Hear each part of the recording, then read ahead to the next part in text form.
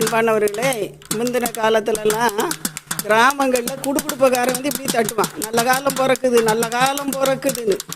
காலையில் கிராமத்து பெண்கள் எல்லோரும் வீட்டு வாசலில் கூட்டிடுவாங்க. உங்கள் வீட்டில் நேற்று குடுகுடுப்பக்காரன் என்ன சொன்னான், எங்கள் வீட்டில் என்ன சொன்னான்னு சொல்லி அதை பற்றியே ஒரு டிஸ்கஸ் நடக்கும்.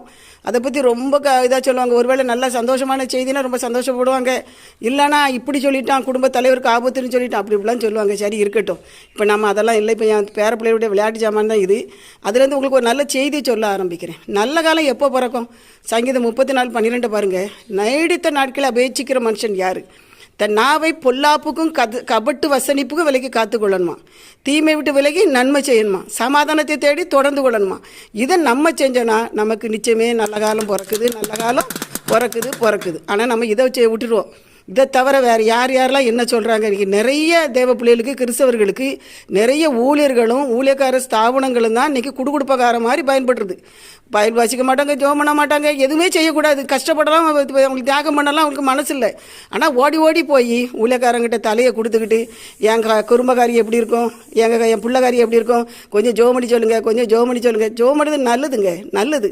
ஊழியக்காரனோ எந்த மனுஷரோ தீர்க்கதரிசியோ சொல்கிறது தொட்டுக்கிற ஊர்கா மாதிரி தான். நீங்களும் நானும் பிரச்சனைக்குரியவர்களும் தேவ சமூகத்திനും முழங்கால் போட்டு ஜெபிப்பது முதலாவது நம்ம செய்ய வேண்டிய கடமை. ரெண்டாவது, இந்த வேத வார்த்தைக்கு கீழ்ப்படியணும், நன்மை செய்யணும், தீமை செய்கிறத விடணும், நன்மை செய்யணும், சமாதானத்தை தேடணும். இன்றைக்கி தான் நம்ம வாங்கல முழிக்க மாட்டேன், நீ அங்கெல்லாம் முழிக்காத, செத்தாலும் முழிக்காதன்னு சொல்லிட்டு இருக்கோமே, அப்புறம் எப்படி நல்ல நாள் வரும்? கர்த்தருடைய வார்த்தைக்கு கீழ்ப்படியாமல் எப்படிங்க ஆண்டவர் நம்மளை ஆசீர்வதிக்க முடியும்? கொஞ்சமாவது நம்முடைய ஆண்டோட வார்த்தைக்கு கொஞ்சமாவது மதிப்பு மரியாதை கொடுக்கணுங்க. இன்றைக்கி நிறைய தெய்வ ஜனங்களுடைய வாழ்க்கையில் உலக மனிதர்களை விட மோசமான குணங்கள் தான் இருக்குது. சொல்கிறேன்னு நீங்கள் வருத்தப்படக்கூடாது. அப்புறம் ஆவிக்குரிய பிள்ளைகளை நான் வளரணும்னா, நல்ல காலம் நமக்கு பிறக்கணும்னா நம்ம கர்த்தருடைய வார்த்தைக்கு என்ன செய்யணும்? கீழ்ப்படியணும்.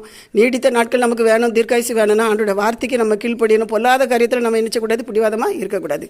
ஒரு கிராமத்தில் அண்ணன் தம்பி 2 பேர் தாய் தப்ப நல்ல சொத்து சேர்த்து வச்சுருந்தாங்க. அப்பா அம்மா காலத்துக்கு பிறகு சொத்து பாக பிரிவினை வருது. இதுதான் இன்றைக்கி நிறைய குடும்ப பகையாகவே மாறுது. அப்போது ஆளுக்கு ஒரு வீட்டை எடுத்துக்கிட்டாங்க, ஆளுக்கு ஒரு வயலை எடுத்துக்கிட்டாங்க, ஒரே ஒரு டிராக்டர். அப்போ அதை யாராவது ஒருத்தர் வீட்டை தான் நிறுத்த முடியும். மத்தியில் 2 பேர் வீட்டுக்கு இடையில் ஒரு நீரோடை, ஒரு சின்ன ஒரு நீரோடை பாலம் மாதிரி தண்ணி போகுது, ஒரு வாய்க்கால் மாதிரி போகுதுன்னு வைங்களேன். அப்போ 2 பேருக்கும் சண்டை. டிராக்டர் என் வீட்டில் தான் நிறுத்தணுன்ட்டு அண்ணன் சொல்கிறான், இவன் தம்பி சொல்கிறான். சண்டை, கோர்ட்டில் கேஸ் வர போகுது, போலீஸ் ஸ்டேஷன் வர போகுது. ஸ்டேஷனுக்கு டிராக்டர் போயிட்டு அந்த ஊரில் உள்ள பெரியவர் தேவ மனிதர் இருந்தார். சமாதானத்தை தேடணும், நல்ல நாட்கள் வேணும் அப்படின்னு சொல்லி அவர் போய் அவர் என்ன செஞ்சார்?